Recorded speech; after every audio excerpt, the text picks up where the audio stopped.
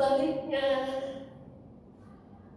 mayit masuk tuh, dimasukin ke liang lahat, dimiringin arah kiblat, kemudian diganjal sama tanah-tanah yang bulat-bulat, betul, supaya nggak jatuh dia. Ingat itu ke kiblat ya.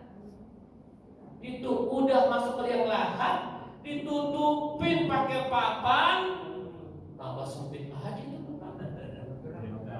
Udah ditutup pakai papan, diuruk pakai tanah. Nguruknya bukan sedang nguruk lagi. Jangan bangun lagi loh. Apalagi ngecek musuhnya. Yang parah mah yang bini, istri yang meninggal. Laki nangis ya laki kalau bini meninggal, nangis ya.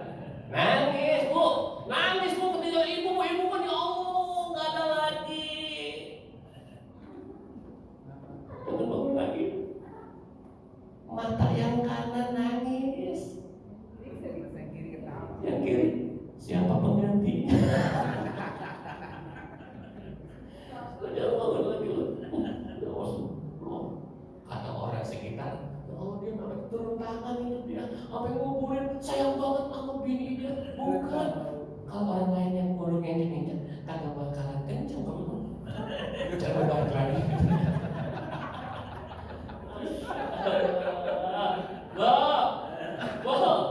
Itu kita tuh ngurung diinjak terus sampai selesai deh. Ditalkinin lengan baca-baca tuh kadang-kadang selesai itu. Ketika keluarga-keluarganya selesai mengantarkan jenazahnya, mereka pulang. Kita sendirian dalam kubur. Kagak ada yang nemenin. Pulang 7 langkah. Itu saudara-saudara kita, keluarga kita pulang ke rumah. Tuh malaikat munkar nakir masuk lagi. Ada temennya. Serem. Ini bagi orang yang kagak bisa jawab. Ditanya, marah.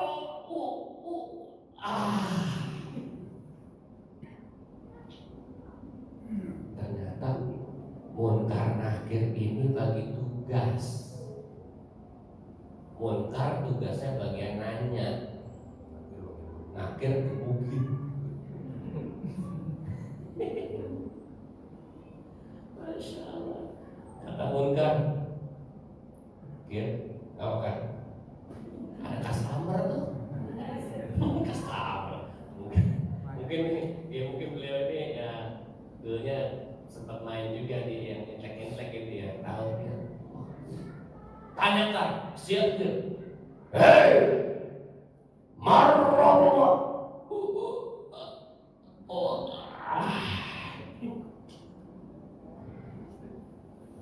Kalau nggak bisa jawab bagaimana bu? Bila tiada bisa jawabnya, berupa siksa dijatuhkannya, malaikat pukul pakai palunya, hancur dan remuk tulang badannya. Allah sendirian kita. Marah.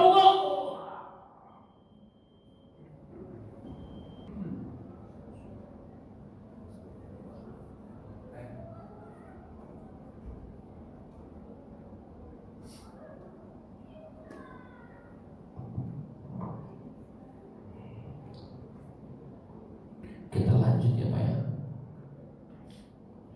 Bu, sampai mana tadi? Sampai Palu. Ketika manusia masuk alam kubur, ini yang bahasanya di dunia ini maksiat lah. Yang tadi maknya sul khotimah. Itu di dalam kubur ditanya, mana muka? Nggak bisa jawab. Kata munkar, kir, tahu kan? Tugas itu, nah, gebukin. Jadi munkar bagian Kir, gebuk, mana buka? Kir, kenapa kan? Itu tugas lu, kamu bisa jawab dia. Mana? Ini mah sering karaokean nih bocah, begitu kan? Sering karaokean, abang ngaji males. Wah, kata Molker gitu, hajar Kir, siap. Kamu sering nyanyi dia. Pernahkah kau merasa dur sering karaokean? Selawatan gak mau, karaokean mau. Bosan karaokean gak boleh? Boleh. Kata siapa gak boleh? Boleh, karaokean boleh. Cuma jangan lupa selawatan. Betul gak kira-kira? Gitu. Jangan lupa baca Quran. Ini mah dominannya karaoke. Betul? Ketika si Mai itu dipukul, nggak bisa jawab. Semua pertanyaan juga nggak bisa jawab dia. Kalau yang pertama ditanya nggak bisa jawab, kesononya juga nggak bisa jawab. Karena semua saling berkaitan. Kalau Tuhannya dia nggak tahu, mantra buka, mana buka, mana buka, udah, nggak tahu pula, hajar lagi gue. Terus sekali dipukul oleh malaikat Nakir, itu dia mendem 70 hasta, 70 meter dah, gitu. Dicabut lagi, pakai kukunya panjang, dihajar lagi, sampai hari kiamat. Ada ampunnya di sana. Ternyata saya baca dalam sebuah kitab, jenis-jenis siksaan alam kubur bukan hanya dipukul oleh palu saja. Ternyata ada lagi yang lainnya. Apa? Ternyata ada manusia itu dihempit oleh tanah. Sampai-sampai dihempit oleh tanah itu sampai-sampai tulang belulangnya saling bersilangan. Tulang rusuk yang kanan ke kiri, yang kiri ke kanan. Apakah dia mati dalam kubur? Enggak mati, Bu.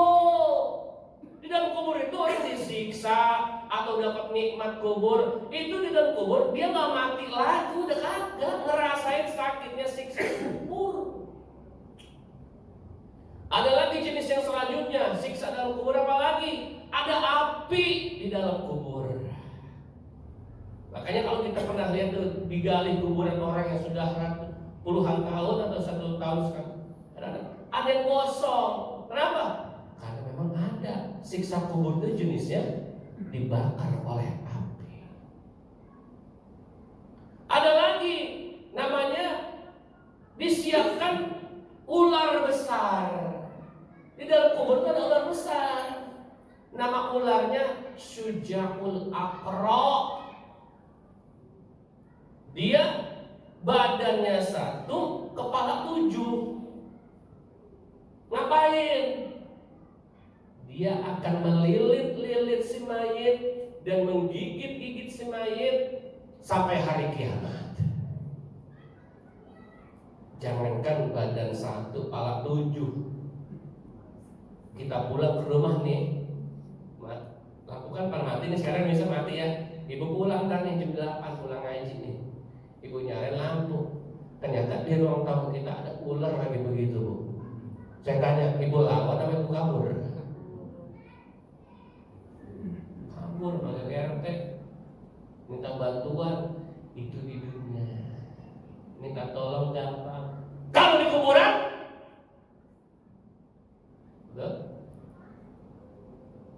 jangankan kita digigit, kita megang ular aja. Ini kadang-kadang ngelibetin di leher kita, di badan kita. Kita kan telanjang bulat, Bu, dalam kubur.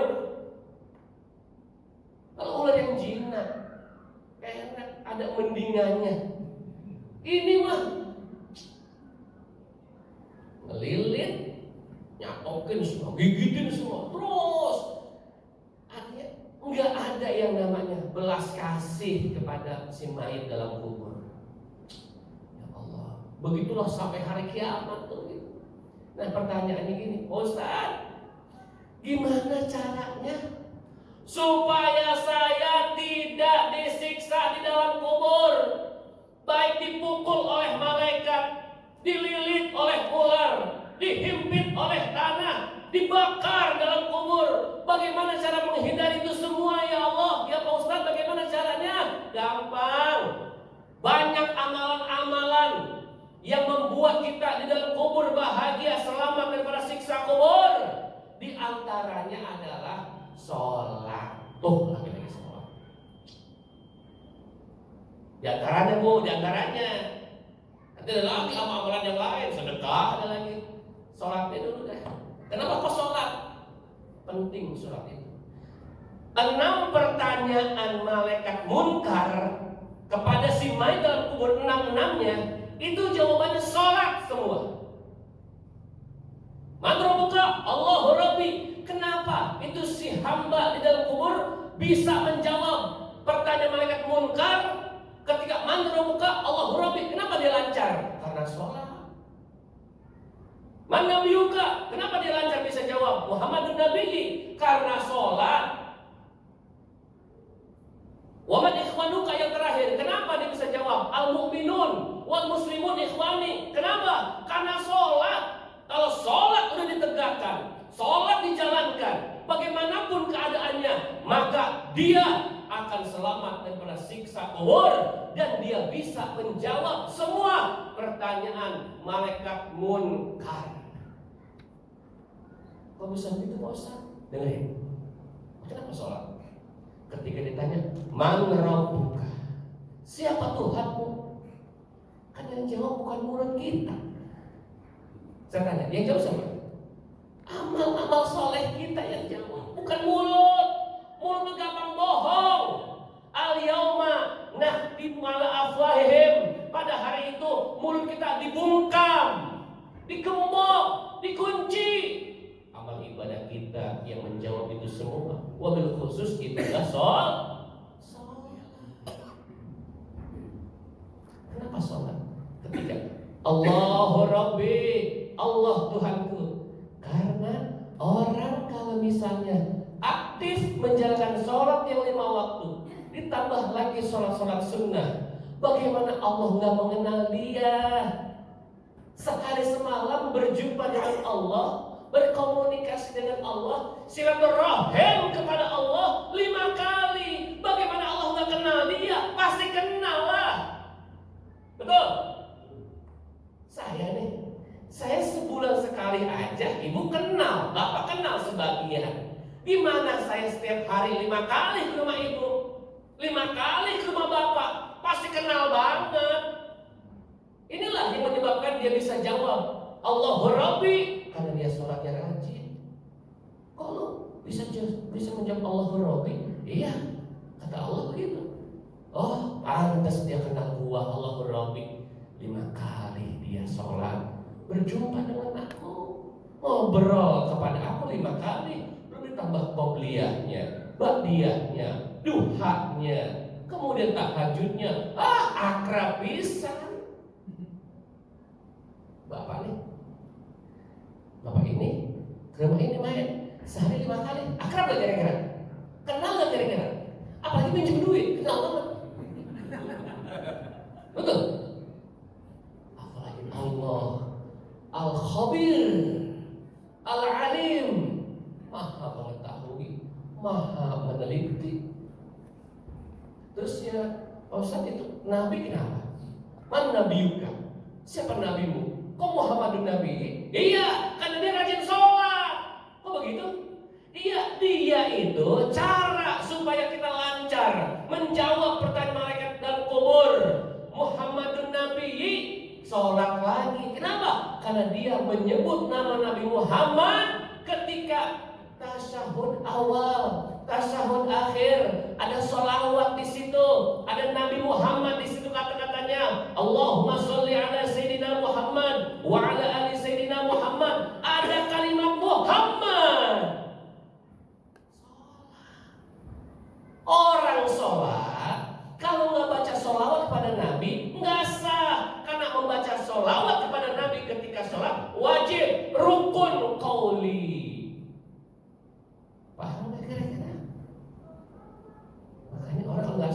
udah bisa jawab. Terus kenapa bosan?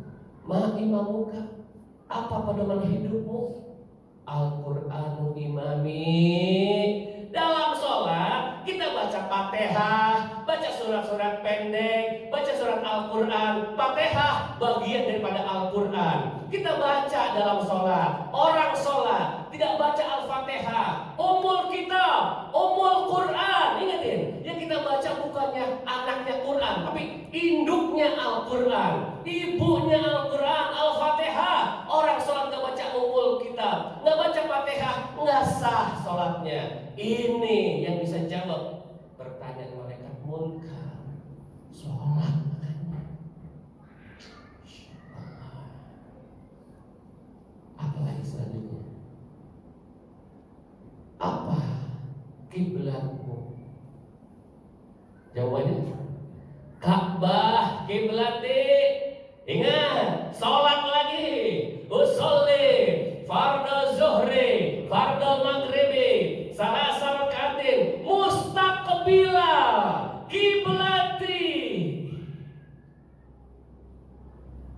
Bapak sholat kiblat ke sono, bapak sholat ke sono, kagak sah.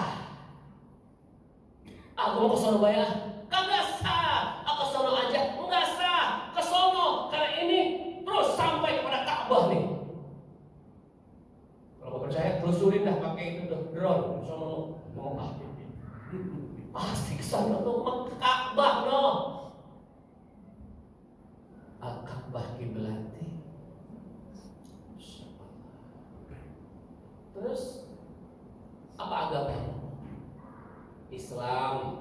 Sholat lagi aja. Rukun Islam ada 5, di antaranya sholat. Ngaku Islam, kagak sholat, batal Islamnya, bahkan kafir. Dalam sebuah hadis dikatakan, man taraka sholat muta'ammidan faqad kafara jiharan. Barang siapa yang dia meninggalkan sholat secara sengaja, sungguh dia telah kafirnya nyata, jelas-jelas kafir. Hadis lain mengatakan perbedaan antara mukmin, muslim dengan kafir sholat. Muslim sholat, kafir kagak sholat.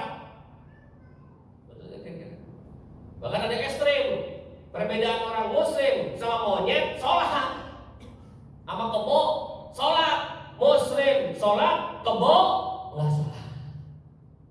Monyet sholat gak? Bu, monyet sholat gak? Ibu sholat, suami ibu nggak sholat. Ibu muslimah, laki ibu apa? Monyet. Lagi monyet bicara monyet. Ibu sholat, laki ibu nggak sholat, berarti laki ibu monyet. Sebaliknya, bapak sholat, ibu nggak sholat, ibu monyet. Tidur bareng-bareng tadi kamar nih, dua-duanya kagak sholat, berarti laki bini monyet begitu. Karena perbedaan sholat itu, muslim dengan monyet adalah sholat. Kalau kafir ketinggian dah itu mah. Tapi bukan ada hadis jelas itu sahih itu kafir. Tapi enaknya Al-Imam Asy-Syafi'i memaknakan itu bukan kafir. Jadi kalau dia dikatakan kafir kalau dia mengingkari kewajiban sholat baru kafir. Tapi kalau dia itu meninggalkan sholat, tapi dia masih meyakini sholat itu wajib, dia ninggalin sholat karena malas, karena hal lain, bukan mengingkari, bukan. Dia tetap mengatakan suatu wajib, gua tahu suatu wajib, nih gua malas amat ya. Nggak apa kafir itu mah, dosa besar. Begitu dosa besarnya parah. Orang nggak sholat subuh sengaja satu kali akan dilemparkan ke dalam neraka jahanam 70 tahun hitungan akhirat. Orang sekali nggak sholat zuhur, maka dosanya sama seperti membunuh 1000 orang muslim yang tidak bersalah. Dosa. Membunuh kan dosa, Bu. Dalam Al-Quran, barang siapa yang membunuh tanpa hak, maka fajazauhu jahannam. Ingetin, membunuh satu jiwa tanpa ada hak, artinya bunuh aja dia tanpa ada alasan yang jelas. Dia bunuh tuh orang kayak begal-begal tuh, itu satu orang dia bunuh, maka balasannya udah jahanam. Orang suka membunuh, jahanam, jahanam, nggak diproses lagi, langsung jahanam tuh orang. Dua orang, 2 kali jahanam. Dosa sangat besar itu membunuh. Tapi lebih besar lagi daripada itu, orang yang ninggalin sholat johor sekali, dosanya seperti membunuh 1000 orang muslim. Satu orang aja jahanam, gimana 1000?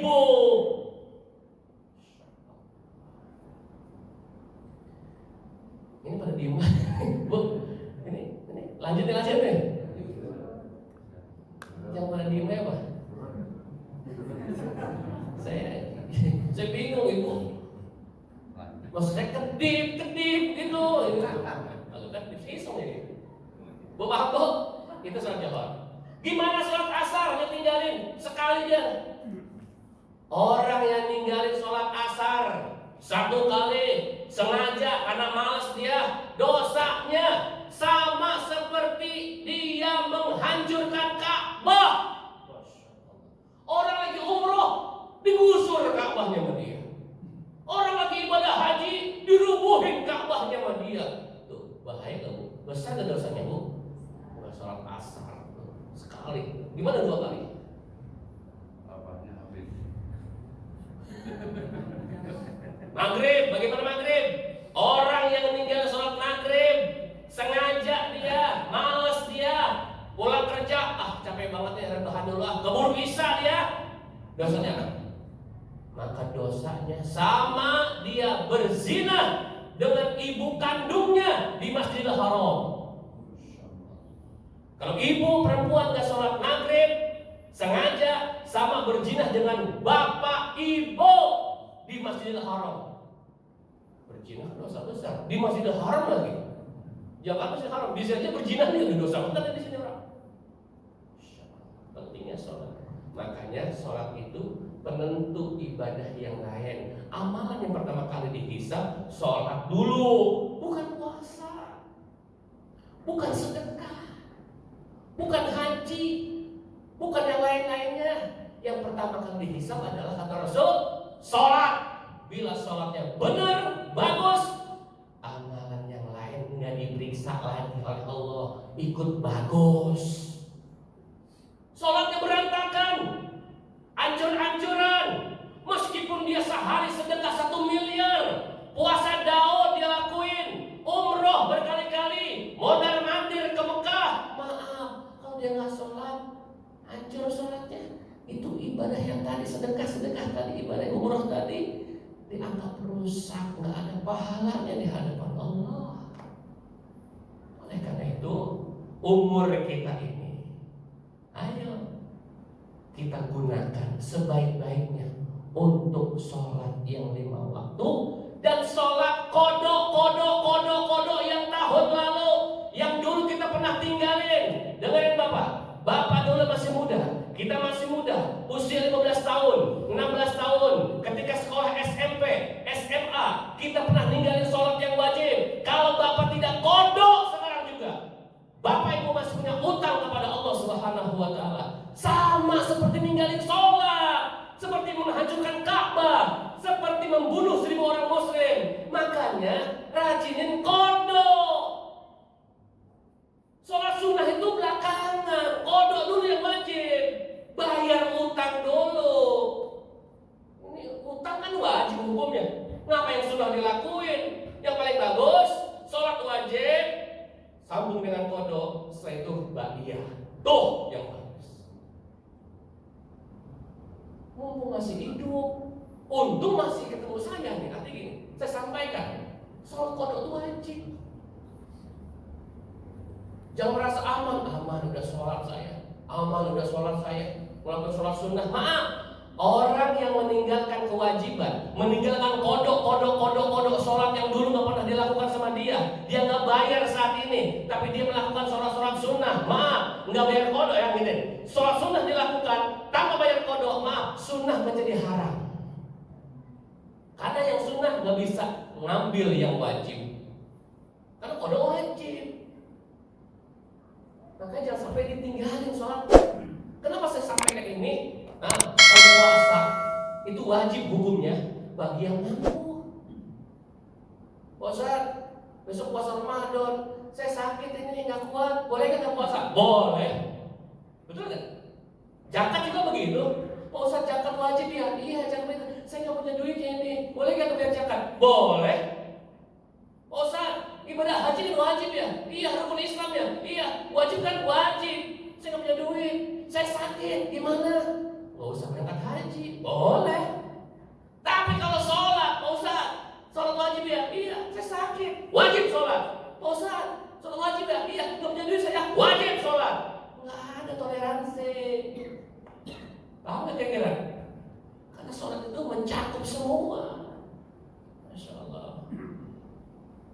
Baru pertama, makanya umur yang ada pada diri kita ini, di sisa-sisa umur kita ini, gunakan yang wajib-wajib tuh. Bayarin. Yang merasa aman kita, bayarin. Pak Ustaz, saya lupa berapa itu. Berapa waktu ya saya? Nah itu pertanyaan. Kayak banyak banget Ustaz, dari mana ya? Seingatnya. Yang penting habis sholat. Jadi sholat Zuhur 2 kali, Asar 2 kali, Maghrib 2 kali. Begitu aja terus. Paham nggak gitu? Yang satu mah adaan niatnya, yang kedua kodoan begitu. Itu ya. Kita aja dulu dah. Yang pertama jadi yang ditanya oleh Allah adalah umur kita. Gunain umur kita untuk ibadah kepada Allah, mengabdi kepada Allah. Yang kedua, yang ketiga, keempat, insya Allah kalau kita ada kesempatan bertemu lagi. Amin ya rabbal alamin. Itu saja yang saya sampaikan. Assalamualaikum warahmatullahi wabarakatuh.